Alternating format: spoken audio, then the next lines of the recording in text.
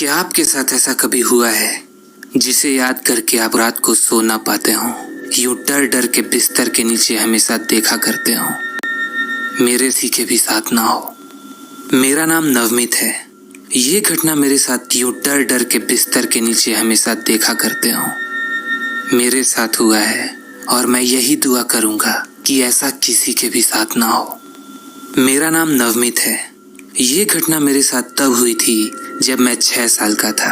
बचपन से ही मैं थोड़ा इंट्रोवर्ट टाइप का था, जिसके कारण उस समय पे मेरा कोई दोस्त नहीं था और मैं अकेले ही खेला करता था। हमारे घर के कुछ दूर पर ही एक चर्च था, जिसके साथ में एक खाली मैदान और एक ग्रेवयार्ड था। उस ग्रेवयार्ड के बारे में लोग अलग अलग बातें किया करते थे कि कैसे वो हॉन्टेड है और वहां जाने वाले के साथ कुछ न कुछ बुरा जरूर होता है। पर चूंकि उस ग्रेवयार्ड और फील्ड के बीच एक बड़ी सी बाउंड्री थी, so it was safe enough to go and play there. मैं वहां अकेले अपनी बॉल लेकर खेलने जाया करता था और वहां मुझसे बड़े बच्चों को खेलते हुए देखता था। अक्सर वो बच्चे मुझे बुली करते थे और मैं अकेला रहता था, इसलिए मैं कुछ नहीं कर पाता था।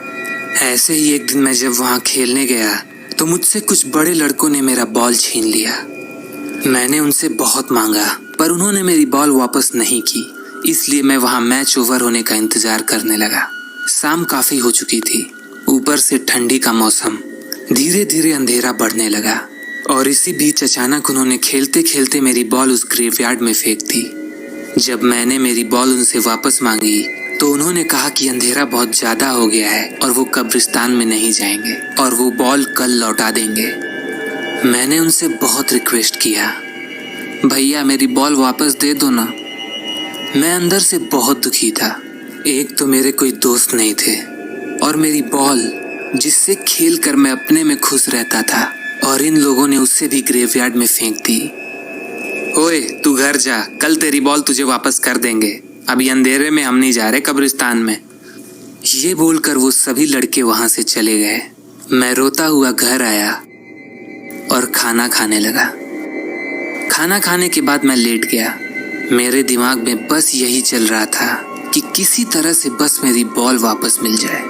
अब इसे जिद कहें या बेवकूफ़ी, पर उस रात मैंने कुछ ऐसा किया जो मैं आज तक रिग्रेट करता हूँ। उस रात काफी देर तक लेट कर मैं सोने का नाटक करता रहा और जब सभी सो गए तो धीरे से मैं दबे पांव निकल कर घर से बाहर आ गया। इस वक्त रात के करीब 1:30 बज रहे थे। ठंडी की रात थी, चारों तरफ गुप अंधेरा और सन्नाटा, और उसके ऊपर घनघोर कोहरा पूरे माहौल को एक सिनिस्टर फीलिंग दे रही थी। आज मुझे उस दिन के बारे में सोचकर पसीने छूट जाते हैं कि मैं कितना नासमझ था जो मैंने ये कदम उठाया। पर उस वक्त मेरे दिमाग में बस मेरी बॉल चल रही थी। मैं घर से चलते हुए उस ग्रेवयार्ड तक पहुंचा। वहां पहुंचकर मैंने चारों तरफ चेक किया कि कोई वहां है तो नहीं। फिर उसके बाद बाउंड्री पर चढ़कर उस ग्रेवयार्ड में कूद गया। अंदर ग्रेवयार्ड में चारों तरफ सन्नाटा पसरा था। वहां घास मेरी हाइट से भी ज्यादा लंबी थी, इतनी बड़ी कि मानो वहां कोई सालों से ना आया हो। मैं वहां टहलते टहलते अपनी बॉल ढूंढने लगा। उस जगह पर घासों के बीच कब्र ही कब्र थे। ये सब काफी डरावना था, पर मुझे अपनी बॉल की ज्यादा चिंता थी। वहां थोड़ी देर ढूंढने के बाद मुझे मेरी बॉल दिखी। मैं बहुत खुश हुआ। बॉल उठाने के बाद जब मेरे सर से बॉल का भूत उतरा तो मुझे रियलाइज हुआ कि इस बॉल के चक्कर में मैं कहाँ आ गया हूँ। मैं तुरंत वहां से निकलकर घर जाना चाहता था। मुझे पीछे से किसी के चिल्लाने की आवाज आई। It was really scary. मैं पूरी तरह से डर गया था। तभी वो आवाज फिर से आई और इस बार पहले से और तेज। मैं तुरंत वहां लेट गया।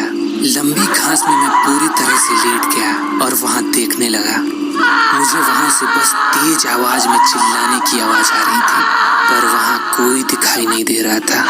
लेकिन थोड़ी देर बाद मैंने वहां कुछ ऐसा देखा जिसे देखकर मेरे होश उड़ गए। वहां 2 मिड एज लोग पूरी तरह से ब्लैक गेटअप में एक लड़की को घसीटते हुए ला रहे थे, जिस पर वो लड़की चिल्ला रही थी। उन लोगों ने अपने चेहरे पे एक अजीब सा मास्क पहन रखा था।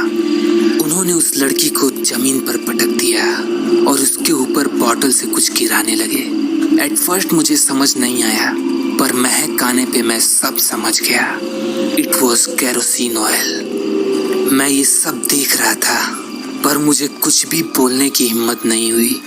पूरे टाइम वो औरत चिल्लाती रही और रहम की भीख मांगती रही, पर उन जल्लादों ने उसकी एक ना सुनी और उसे आग के हवा। उसकी एक्सटर्नल स्किन पूरी तरह से जल चुकी थी और उसके मसल्स दिख रहे थे, but she was still alive. उसके आई सॉकेट ने मेरी तरफ देखा। उसका ये हाल देख के मैं पूरी तरह से डर गया और वहां से भाग गया। भागते हुए मैं अपने घर आया। घर पे अभी भी सब सोए हुए थे और मैं भी वहां धीरे से जाकर सो गया, पर वो भयावह दृश्य मेरे जहन से जा नहीं रहा था। आखिर कौन थे वो लोग? उस बेचारी ने उनका क्या बिगाड़ा होगा? ये सवाल मुझे परेशान कर रहे थे। काश कि मैं उसे बचा पाया होता, पर तब मैं बच्चा था। मैंने ये बात किसी से भी नहीं बताई और अपने जहन में ही रखी। खैर, इस बात को आज 18 साल भी चुके हैं, पर आज भी मैं वो भूला नहीं हूँ। वो चीखें। एक चीज जो मैंने उन नकाब पोशों से सीखी वो ये कि माफी गलती की होती है, गुनाह की नहीं, और दया जैसी कोई चीज नहीं होती।